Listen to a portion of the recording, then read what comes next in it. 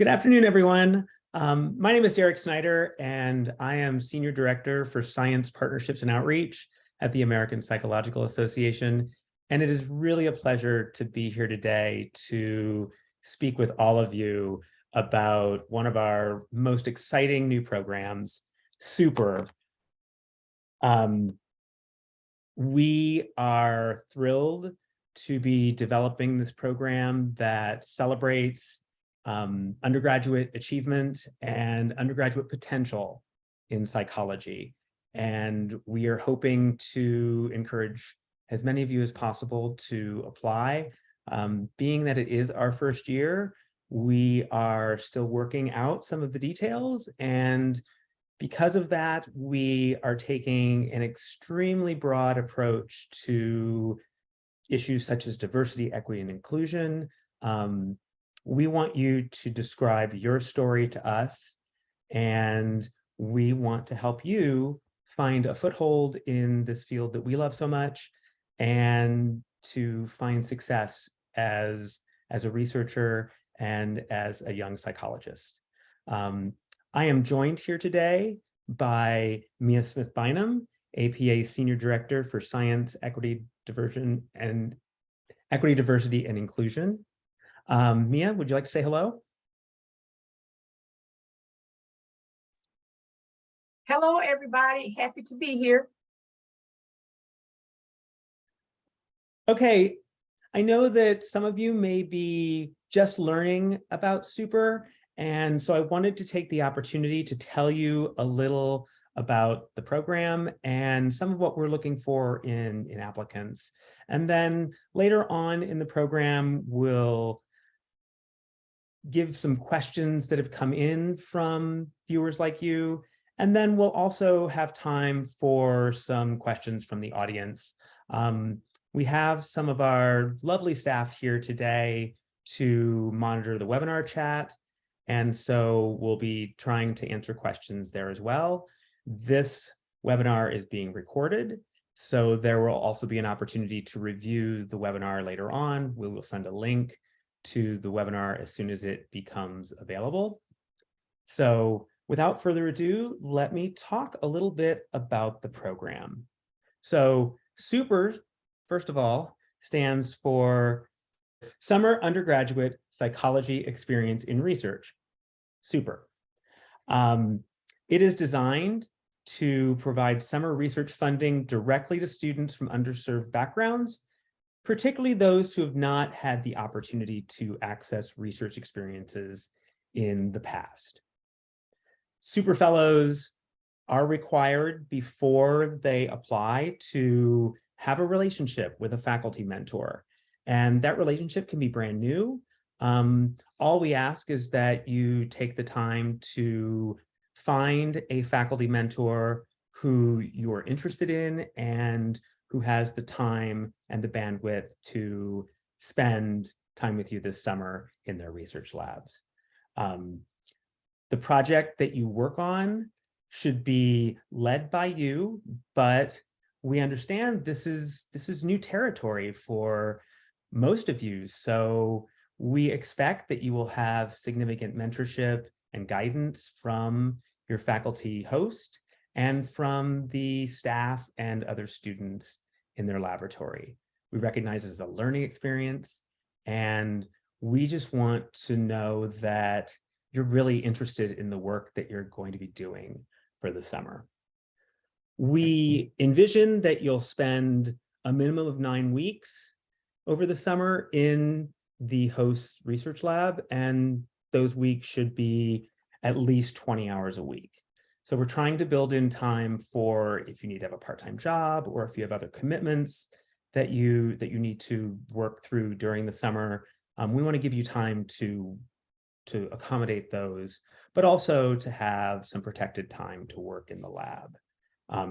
You are free to choose the 9 weeks that you work in the lab, and you'll work with your faculty host to develop that schedule together. There will be some regularly scheduled Zoom meetings where you'll meet with other SUPER fellows and learn more about their experiences.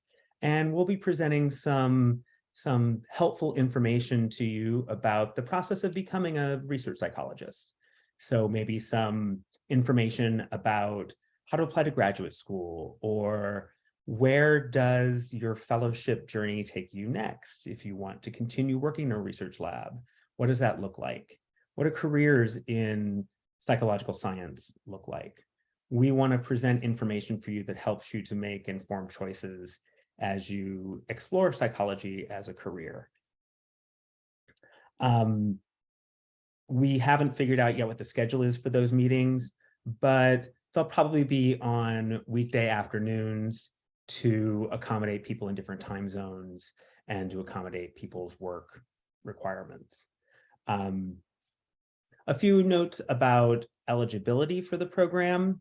We want this to be a program that launches you into a research career and into a research experience as an undergrad. So one of our formal requirements is that you go back to school in the fall. Even if that's for a semester, we want this program to help you develop a relationship and develop some experience with psychological science that you can then build on as you plan your next steps. Any major is accepted and eligible for this program, but we want your summer research experience to be firmly in psychology. We understand that psychology takes many forms, and lots of institutions have different ways of housing psychology research in their institutions. So we're very open to what your formal course of study is, but we want your summer experience to be based in psychology. For legal reasons, we need you to be a student who's studying at an APA accredited undergraduate degree granting institution, either in the US or Canada. Now, when I say that, I mean that if you are an international student who's attending school in the US or Canada, you're still eligible. We welcome our international partners, but as I said, for some legal reasons and some tax reasons, we're kind of restricted to US or Canadian institutions as the site of the research and as your home site. On that note, the research that you do also has to be performed at an accredited degree granting institution in the United States or Canada, but it doesn't have to be the same one that you're attending. So if your summer plans take you home or to another location for the summer that's in the US or Canada, you can feel free to develop a relationship and work in a research lab there.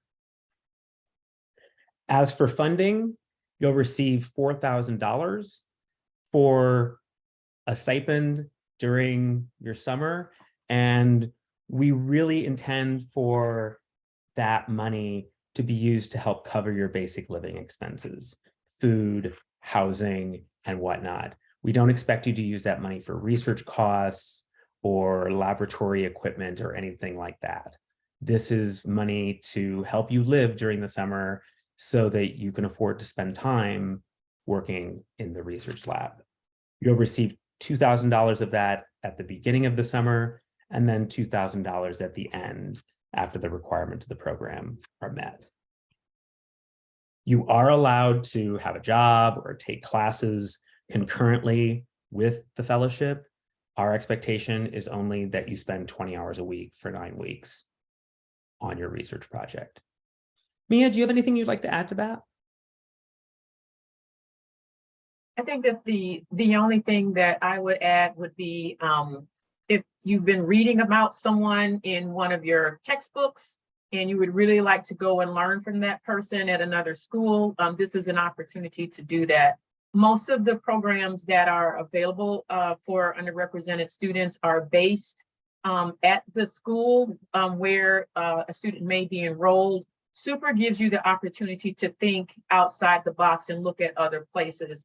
To my understanding, we cannot cover travel to those places. And in terms of thinking about housing, many of the research universities in particular will have summer housing on campus, that you want to be looking into those options if you are planning to live somewhere that you're not from or that you're not attending school. Those are really good points. As many of you know, rents are expensive these days. And so we want to be generous with our funding, but $4,000 goes pretty quickly. So, we do encourage you to find economical sources of food and housing, but we also want those options to be safe. So there you go. So if you want to apply, what do you do? Our application deadline is February 15th at 11:59 p.m. So by that point, you need to have gone to our application portal, and there are 4 components on that application that you'll need to complete prior to submitting it. You can start an application on the portal and go back to it later. Many students start and decide that they want to think a little bit about the questions on the application, and that's totally fine. Other students go on and realize that they don't have a critical piece of information or one of the pieces of the application ready, and it's totally fine to come back to that, so long as you submit your final version of the application by 11:59 p.m. on February 15th. So what are those 4 components? The first is the project proposal, which we expect to be written by you. That proposal is a maximum of 1,200 words. So we aren't expecting big, grandiose statements. We're simply asking you to tell us a little bit about what you want to do in the lab, why it's scientifically valuable, what methods you plan to use, the outcome that you think might result from the work that you do, and what makes you the right researcher for this project. Now, some of those questions are somewhat speculative, and some of them require a little bit of introspection on your part, and that's really what we're looking for. We're looking for clear and well thought out discussions of what you want to do for the summer and why you're a great applicant for this program. Where possible, we want you to write this proposal in APA format with regard to references, etc. References don't count toward the 1,200 words. And one of the last points that I want to raise there is that most research projects in psychological science involve some sort of institutional board review and approval, and that's something that you'll want to discuss with your faculty host. IRB or IACUC approval, that's what those bodies are usually called, IRB for human research, IACUC for animal research. That approval is not required at the point where you're applying. It will be required before you begin the research and receive your first stipend check. We expect that your research may be part of a larger research program conducted by your faculty host.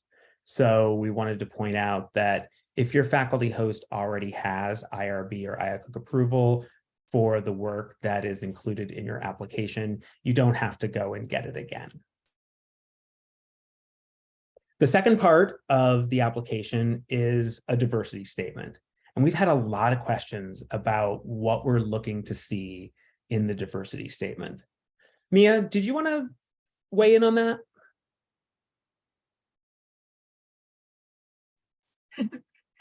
I've been furiously typing in the chat. Sorry about that. So questions about this diversity statement. So when we mean diversity, we're thinking big tent. Think about any life experiences that may be relevant to your passion for psychology, to your experiences perhaps of putting yourself through school and having to work jobs during that time, which is very common for first-generation college students. One of the things I've noticed in my teaching career prior to coming to APA is that students who are working to put themselves through school, they often have lower GPAs, but that's actually an asset, because when given the freedom to actually focus on your studies, you already have the discipline in mind in order to be able to excel. And so we're looking for you to tell a story with that diversity statement about how the super program might benefit you, and also how you have managed any type of adversity related to marginalized identities. That can be race and ethnicity, immigrant background, socioeconomic status, hidden or visible disability, or LGBTQ plus identities, or intersectionally, combination of those. So you don't have a huge word count there. So short essays can be harder to write than longer ones. Take some time, draft it, get some feedback from some trusted peers and that faculty mentor, and then send it in. Thanks, Mia. I wanted to reiterate that we are defining diversity as broadly as possible. So in addition to the various categories that Mia discussed, if there's any area in which you find yourself to identify with an underserved community or with some form of diversity, please share it with us. We are eager to learn, and we are eager to accommodate all forms of diversity wherever they may arise. As Mia mentioned, it's only a 200-word statement. So 200 words go quickly. So you'll need to be kind of brief and concise, and be direct about where you've come from and how you found us and what you think this program might do for you. The next piece is we want an unofficial college transcript in PDF format. Again, it doesn't need to be an official transcript. We know those cost money. We know those involve offices sending things that don't always get to where they need to be when they need to be there. So we are simply looking for some evidence that you are enrolled in school and that you are, engaged in psychology. We have encountered a number of questions about things like GPA and class rank. We want you to know that our evaluation process for this fellowship is trying to avoid most of the traditional metrics of success. We know that those metrics aren't always the best predictors of success. We know that some of those metrics are marked by bias, and we are much more interested in knowing where you are in your educational journey and your research journey, and how you got to us, and what about your journey has brought you here and prepared you for what you're about to embark on. Finally, there is the letter of support from your faculty host. Again, it's really up to you to identify a faculty host whose interests match with yours, and to speak with them before applying about whether they have the bandwidth and the ability to have you in their lab for the summer, and whether they are able to spend time with you, mentoring you on your project. We really want buy-in from mentors, and because of that, we are offering mentors a $1,000 stipend to host you and for their time and effort in supporting your development. Their letter of support is also due at 11:59 p.m. Eastern on February 15th. So as with most letters of recommendation and support, we encourage you to start early and have that conversation well in advance of the deadline. We would love for you to have a committed relationship with your research mentor before you even apply for the program. And we want that relationship to build over the course of your summer. You will be able to upload their letter, or you can send an automated request through our portal for them to upload it themselves. And what we're really looking for in that letter is some sense that they've met you and they see potential in you, and that they are willing and able and excited to interact with you during the summer. Mia, did you have anything else to add to anything that I've said so far? That's sort of my overview of the program, and from here we kind of lead into some Q&A. No, I think the Q&A would be fine. We're at 3:22. I have been furiously typing questions, answers in the chat. So for those of you that are following along, I think we got 9 that I haven't gotten to, but I've answered, I don't know, 6 or 7. Some of the questions that you all are likely to have, I'm answering physically in the chat. And then I believe we had some questions that were submitted ahead of the session as well, that we may want to get to as well. So take it away. So we've had a number of questions about the types of experiences that we're looking for, both in terms of what your summer should look like, and in terms of what experiences have you had before this that have led you to our program.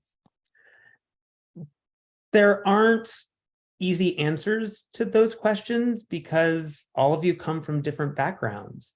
And really what we want to know is, if you're coming from a non-traditional background and maybe that's affected your grades in some way, or maybe that's affected your ability to move through your education smoothly. Maybe there have been times that you've had to take off, or responsibilities that you've had in your life that have caused you to interrupt your training. We want to know a little about that. We want to know how your background has affected you, both in good ways and in challenging ways, and how that has brought you to want to be a psychologist and want to do research. This program is intended to help you find psychological science. And so we understand that for many of you, you're still kind of figuring out what you want to do with your lives. And that's okay. That's why we keep the statements in the application relatively short. We know that you are all works in progress, as are we all. And we want to hear in your words how you got here. We are open to psychology writ large, so we're not looking specifically for research projects that are in, say, neuroscience or clinical psych or developmental or any of the main areas of psychology. They can be in those areas. We encourage scholarship in those areas, but psychology is a huge field, and we want people to be exploring it.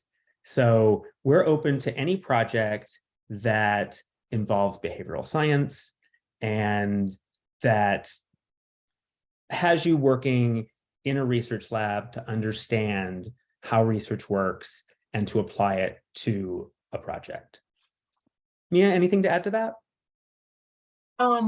There's one question related to the diversity statement that I'm answering. I'll do it in the chat, but I'm also going to do it live. So Madeline Stoltz asks, does lived experience have to relate to academic experience, or can it be about how it affected our lives in general? I think either or. Because it's only 200 words, you want to think about telling a story that's coherent. So let me give another good example. So say you're a student who thought, I'm pre-med all the way. And you jump into those pre-med courses as a first semester freshman and you're like, whoop, whoop, not for me. My brain is moving towards the social sciences, psychology, psychological sciences. And if you have a rough semester like that, that to me is something that's useful to stay in a diversity statement, because if you look at the overall record of an applicant like that, you should be able to see, oh, look at those hard sciences courses, but the student is doing well otherwise, we're going to still give that applicant a close look. So if you went through the death of a parent, we're in the pandemic, all of those things I think matter and allows us to see the whole applicant. That is a great answer to that question. Thank you so much, Mia. Another important question that was raised is, well, what are the requirements of the fellowship? What are you looking for us to achieve? And to answer that question, I'm going to say a few things. We've already talked about working in the lab for 9 weeks with a minimum of 20 hours a week.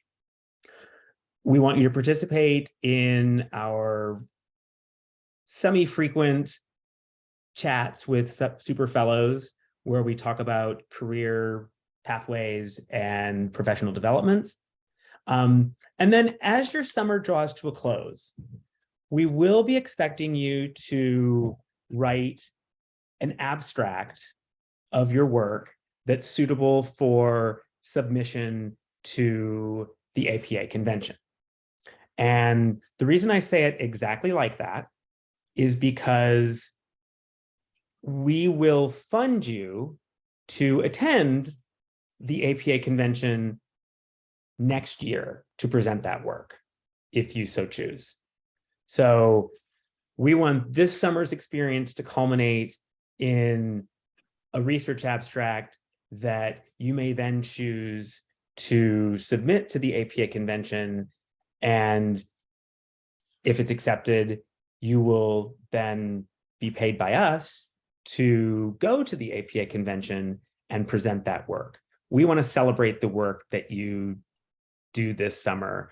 And we feel that the best way to do that is to do so in a way that helps to launch your scholarly career. And as you're probably aware at this point, one scholarly career is measured by a lot of things.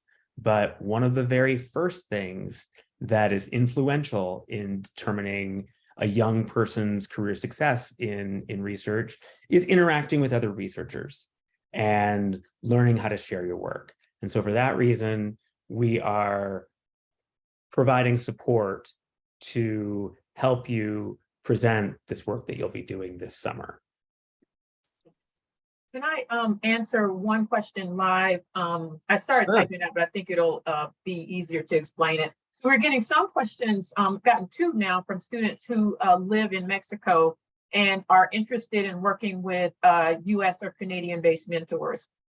And this kind of parallel, so say if you're at a community college or an institution where there's not a lot of research opportunities going on, the first thing to do is to think realistically about like whether or not you can relocate, or if you can perhaps work with someone virtually. This is for my attendees who are in Mexico and those who are also here in the United States or Canada. One of the best ways is to first figure out what you want to ask a question about. And so if you're really interested in like I was as an undergraduate, I would want to learn about Black psychology, anything Black psychology. And I ended up working with a mentor who allowed me to work on issues of academic achievement for African-American kids and families. And I was able to look at the effects of parenting on that. So think about a question that drew you to our field. Do a quick lit search. And then if you cannot relocate, you need to put together a little cover letter that says something about who you are. Tell them about the super program, put a little web link in there because they may not know about it. And tell that person why you'd like to work with them. And with the PsycInfo piece, read an actual study or 2. So given that, it shows that person that, hey, I've been paying attention to your work. I would love to come and study with you. The application window, we've got about 3 weeks. And so if you've not made that inquiry yet, I'd be trying to go ahead and make that connection within the next few days. Send them a little bit about your academic background. And again, as I said earlier, if you've gone through some adverse experience, like you chose pre-med, but you really belong in our club, say that in the letter. Have a trusted mentor on your campus, read it and make sure it's nice, clear, and coherent, and then send that letter off. And you may need to send off a few different ones because faculty members are busy. Sometimes they think that you're sitting there looking at that phone all day long.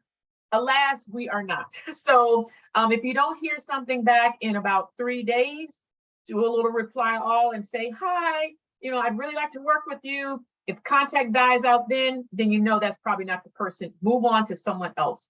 or ask your mentors at your home institution or the academic advisor for your department for some assistance. A couple other things I want to say that I remember that we had talked about in preparing for this. So for a summer research program like this, it's best if you have had some exposure to our field. So 3 or 4 undergraduate courses I have found when I've worked with students is a good sort of sweet spot to start. My students who just declared or they've only had Psych 101 introductory psychology, I've been able to mentor those students. But if you're just getting started in a major, feel free to apply this year. But if you don't get selected, don't personalize it. Come back and reapply next year, because oftentimes the mentor, we can build on those skills once you got a little bit more psychology under your belt. The other thing that we recommend, but is not required, are some exposure to either statistics or research methods in our department or a similar department, sociology, family science, so on and so forth. It's not impossible to succeed, but boy, oh boy, it's just a further distance to travel. And we want you to come through super feeling like it's a success experience and not having any of those self-doubts that often occur for students from underrepresented backgrounds. So getting a little bit more preparation is going to be ideal, but who knows what the pool will look like this year. If you're burning to give it a shot, go ahead and submit. Does that kind of help? That's really great. Yeah, that's wonderful advice. I would add to that for our international viewers that I want to reiterate that for legal reasons and for reasons involving finance, at least for this year, students need to be in good academic standing at an undergraduate institution in the US or Canada. And their research mentor also has to be at a US or Canadian institution. Those two institutions need not be the same, but there is an attendance and a workplace requirement. As I said, that isn't so much because we want to restrict opportunities. It's more because of the legal and the financial ramifications associated with the award. Let's see what else we have here. There's a question here about using this research as part of other future projects. And is that allowed? Absolutely. A scientist's career is basically a chain of research projects that are linked in time and linked by concept. And over the course of one's career, your research interests move in different directions, but the previous work almost always informs the future work. So you should consider this your first research experience. And it may be the research experience that launches you into a particular topic or a particular domain of psychology. And we welcome that. We would love for these fellowships to continue after the fellowship period.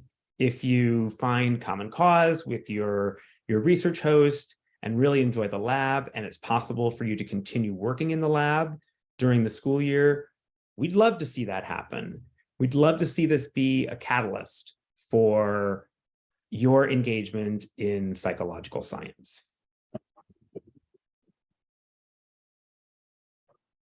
Mia, are there any other questions that you wanted to answer? Sure, I'll mention this live just in case it's a concern. So one, I've got a couple of questions from students who are part-time. That's kind of what we're thinking about with Super, because part-time students usually have other lives.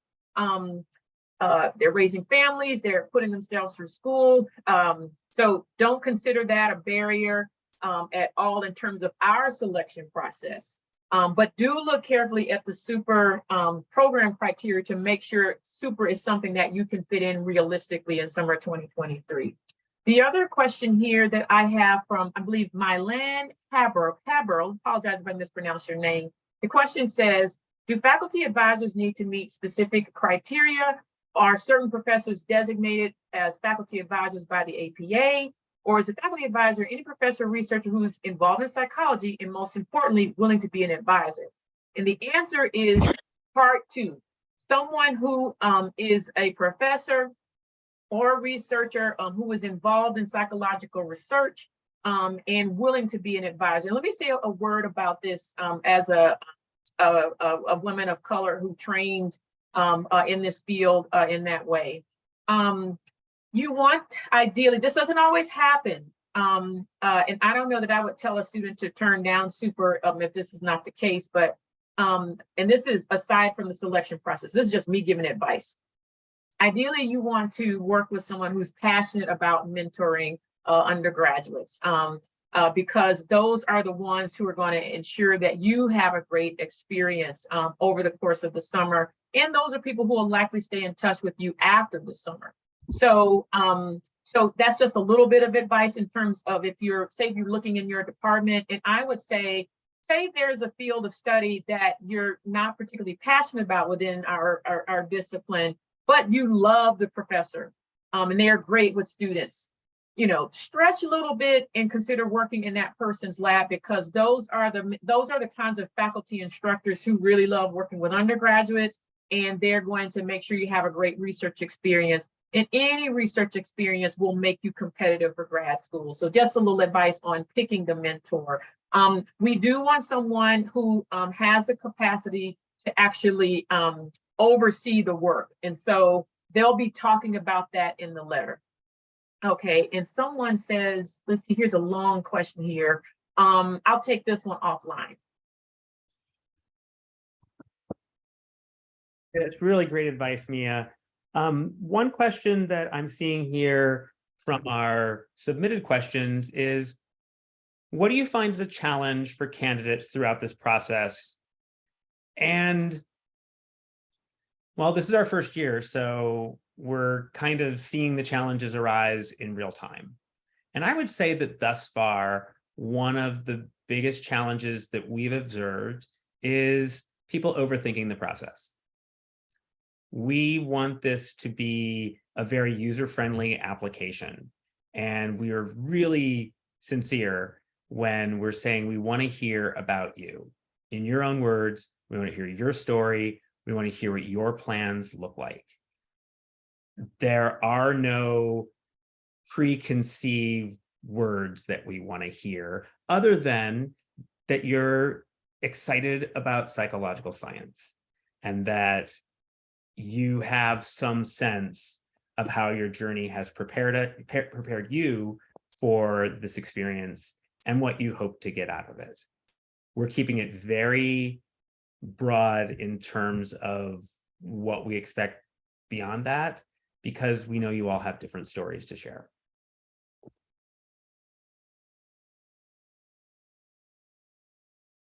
There are some questions here about the research design itself. Does the research program also extend to qualitative and interdisciplinary research that involves psychology? Yes, it does. As I said, we consider psychology from a very broad perspective. We understand that psychology intersects with a lot of other disciplines on college campuses and in the research area at large. And so we welcome all kinds of research, but you should ask the question, is what you're doing actual research? Will you be working in a lab? We will tend to favor lab-based experiences or field-based experiences where you're actually out there collecting data and analyzing it and engaging in the scientific process. We will favor those experiences over, say, an experience where you go to the library all summer and write a research paper. We really designed this program to get you into the lab or into the field under the mentorship of somebody who already is an expert at research, because we understand that gaining that access is critical for going on to graduate school and to a career in psychological science, but it's also sometimes hard to get. And especially at this rather tender stage of your careers, you may have a lot of questions about how to gain that access and how do you start talking to a professor. What I can say about that is that most professors love to talk about their research. And if you get them started, they will talk your ear off about it, and they will be enthusiastic about it. And they will want to engage your interest. So I've never seen a professor not want to talk about the work that they do every day that consumes them and gives them passion and purpose. So go and look on your university's website for researchers in psychology and behavioral science. Look at their interests. If there's an opportunity, read some of their papers.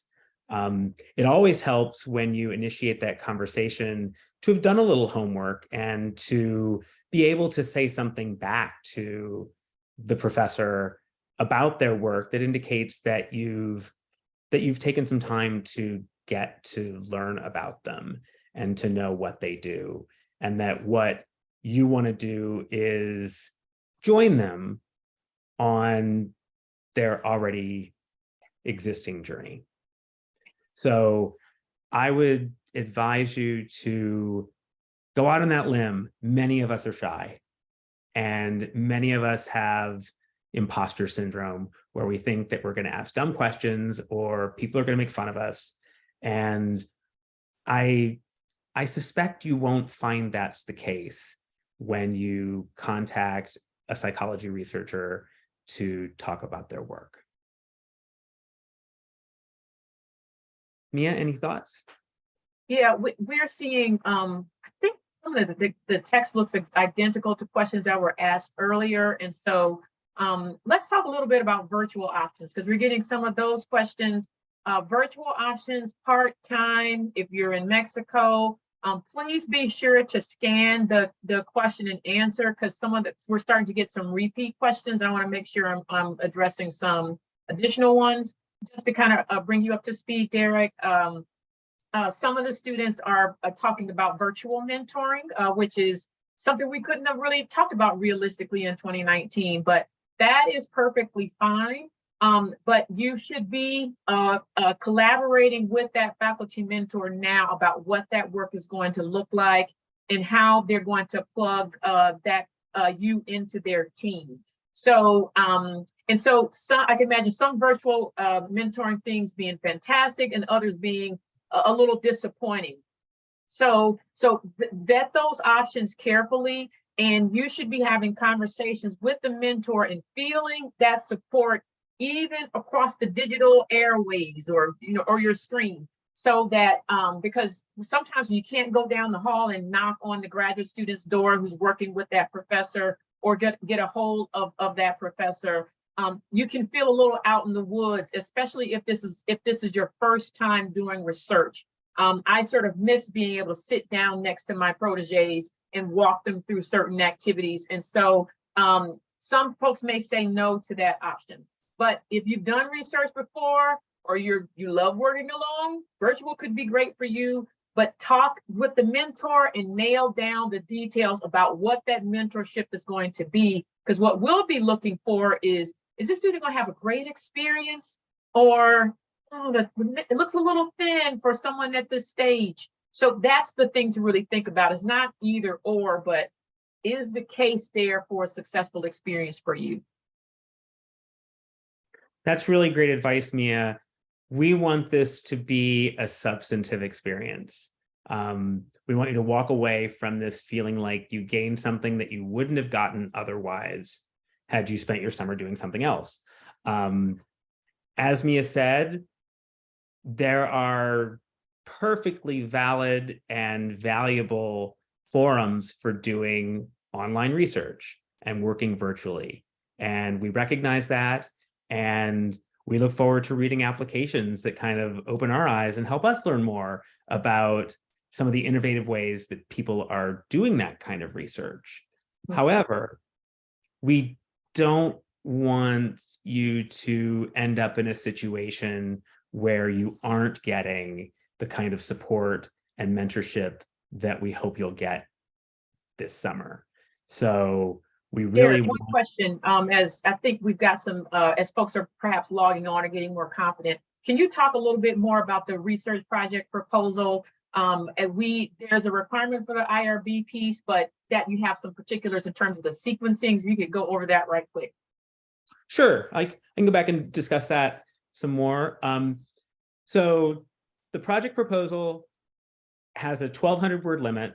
So it's not terribly long, but it's long enough for you to be able to briefly describe what do you want to do in the lab?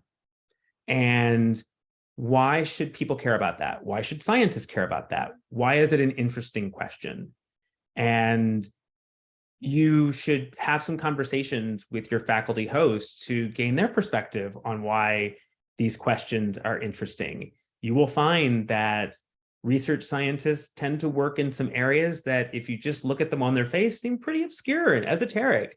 But in fact, they have deep importance for how we process information and for how our brains function and how we behave. So you should talk with your faculty host about why they study what they study and why they receive funding to study it. Those are really important questions that you can incorporate into your research proposal. In addition to that background, we want to know what you're actually going to do and how you're going to do it. What are you going to study? What are the tools you're going to use to study it? How are you going to work with the data that you collect? And perhaps most importantly, what do you expect is going to happen? Much of research is about generating hypotheses about what you think things are and how they work. And we want to promote that here. We don't expect you necessarily to have the right answer. People hypothesize things that tend to go differently sometimes. And that's okay. It's just as important to be wrong in psychology as it is to be right. And the same goes for research. But we want you to have a sense, and we want to be able to sense for ourselves that you've thought about the work you want to do sufficiently that you have an idea of what's going to happen in the experiment or experiments that you run during the summer. Finally, after telling us about what you want to do, we want you to write a few sentences about why you. What makes you special? There's something that makes you special. There's something that makes all of us special. But we want to know what you think makes you special and what you think makes you a great applicant for this program. As far as formatting goes, we're APA, so we love to see things in APA format. So we would like for you to write this in APA format. We want you to cite references where appropriate. If you're citing somebody else's work or somebody else's ideas, we want you to give those people credit. Your references don't count toward the word limit. The word limit is just the text of your document. And as far as IRB or IACUC forms of institutional approval for the research, we don't expect you to have that certification in hand when you apply. But we do expect you to have that approval by the time you start the work. So if this is a brand new project that your research host hasn't worked on before, you have a few months to navigate the IRB or IACUC process with them so that when you start the work, you have institutional approval. And if this is a new project for your research host, they'll be working on getting institutional approval anyway. And I guess the other point there is that if they already have it, or if they are getting it, as long as they have it by the time you start, you don't have to get it again. Okay, we got one question I'm going to put this to you, Derek. It says, this is from Brianna Vaughn. I'm currently a psych undergrad doing behavioral research with pigeons at my university. Is this something we can continue and have a general idea for what summer research will be about? We tend to continue on what we're currently doing. And then related to this is from Anjali Patel. Does the research project have to be new, or could it be working on a current study more? Yes, it can be extending existing work. This doesn't have to be a brand new laboratory experience. For many of you, it will be. You'll be developing that relationship for the first time. Some of you have already been fortunate enough and have already built a relationship with a research mentor, and you may already be working on a research project. That's great. We would love for you to continue that work and extend it as a super fellow. We see possibilities for this program, both for brand new people to psychological science and people who have been around for a year or two and have started to go down the path of becoming a psychological scientist. We want you to develop your portfolio as well. And perhaps you've never presented at a meeting before. This would be a great opportunity to take your work and maybe expand a little on it during the summer. And then you have an opportunity toward the end to turn that work into an abstract for our convention. And when next year's convention rolls around, we will pay your travel expenses to go to convention, meet us, meet the other super fellows, and share the work that you've done. In that respect, we're really hoping that you want to continue working in your research host lab after the fellowship ends. So the opportunity to prepare an abstract kind of gives you a stopping point for the summer, but also a way to stop and reflect on what could happen if you choose to work in the lab some more. And choosing to continue that journey is one of the things we're hoping for. And it's also something that can help you develop your ideas further as you prepare to present your research.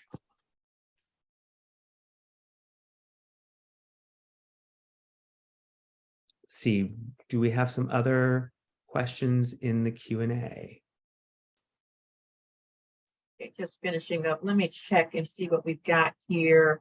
I think we've answered that question. Let's see. Would we possibly be allowed to begin data collection before the start of the 9 weeks?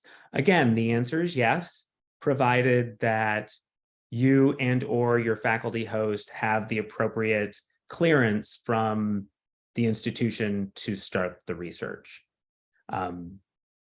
Most research in psychological science requires this kind of institutional approval, and that is an important part of becoming a researcher. There are lots of things that you will learn how to do that aren't specifically part of an experiment. There's running a lab, there's all sorts of paperwork and budgets and infrastructure to learn about. And it might not be the most exciting stuff in the world, but it matters. And learning more about that is also part of becoming a research scientist, because eventually you will have to interact with it. So let's get started with that right now. One quick, just a mechanical question here that Derek, you may have the answer to, or Allison, one of our team members. To clarify, will the application be submitted by the faculty host or the student? Great question. Most of the parts of the application will be submitted by you. The project proposal, the diversity statement, and your transcripts of your training. You may also, with your faculty host's approval, submit their letter of support. However, if your faculty host feels more comfortable doing that anonymously, or doing that in a way that is separate from your application, you can also, within our portal, tell us who they are, and the portal will send an email to remind them and give them a link to upload their letter. When exactly is the APA convention? That's a great question as well. The APA convention is usually in early August. So this is something that we've been working through in developing this program. We understand that most people's summer experiences will end sometime in August before the fall semester starts. We realize that there may not be sufficient time for you to develop a research proposal for that August convention, which is why we've decided to have the culminating event of your fellowship be an abstract that you would then submit to next year's convention and then present your work. That also is sort of some subtle encouragement by us to continue your research trajectory and keep learning more. And let's see.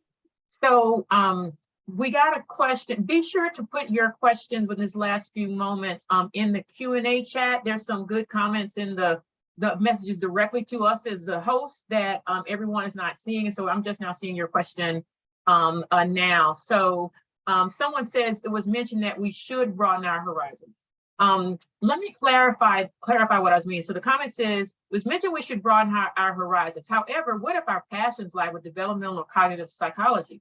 So let me clarify. Say, for example, the work that you would love to pursue as a graduate student and as a professional is in cognitive or developmental psych, but you have problems finding a mentor at the undergraduate level to guide you in that area. That is a very common thing I see with undergrads. They're like, oh, well, I only want to ask what I want to ask.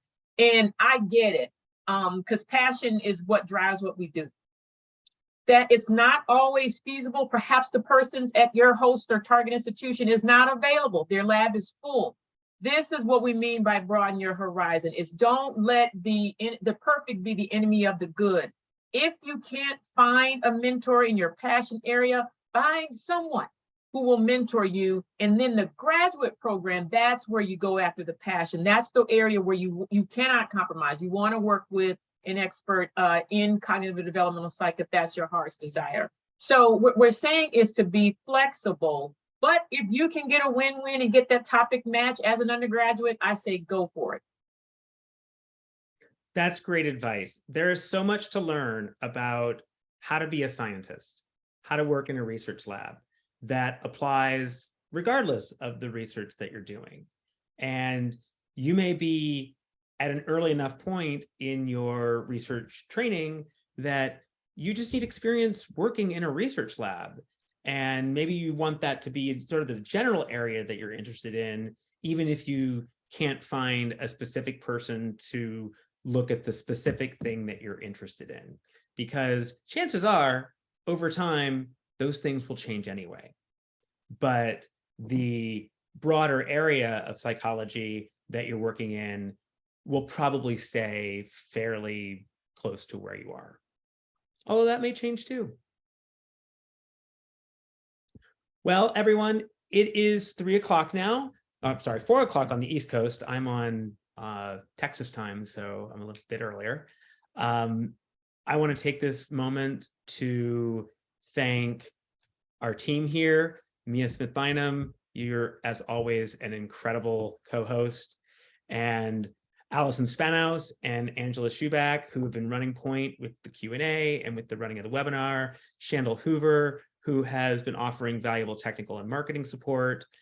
As you develop further questions, Allison Spanos will be your point of contact for all things super. She is delightful to work with, and she knows so much about student affairs and student experience, and will be able to give you some fantastic advice. I hope to see applications from all of you. I am really looking forward to looking at your work and to learning about all of you and to having you join us as Super Fellows. On behalf of APA, I thank you so much, and I bid you good day. Take care. Good luck, everybody.